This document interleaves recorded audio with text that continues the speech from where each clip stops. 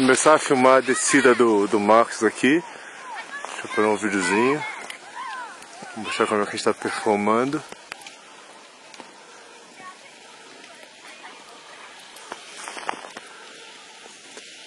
Ele deve estar vindo lá de cima. Ó, ali é a montanha.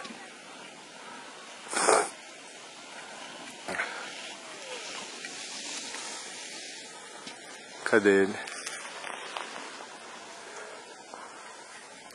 Nossa, é impressionante que nem com o zoom eu tô conseguindo ver. Olha lá o Marcos vindo, ó. Aquele de preto lá, ó, tá vindo em zigue-zague. Bem no centro do vídeo.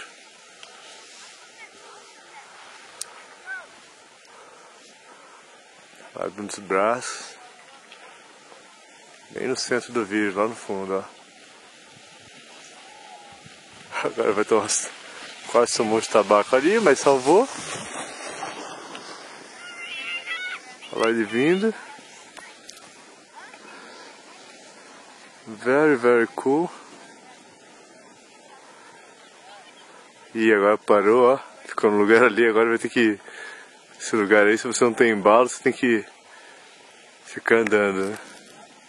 Vou tirar o zoom aqui só pra vocês verem a distância que eu tô longe dele. Isso, ó, consegui um embalo.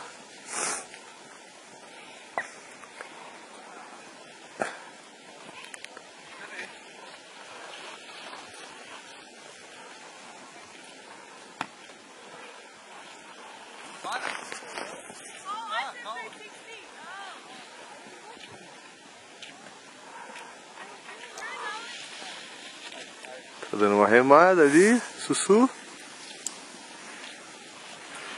É isso que a gente faz quando não tem inclinação suficiente, tem que remar. Aê, Lirão! Muito bem! Não nada. É isso aí.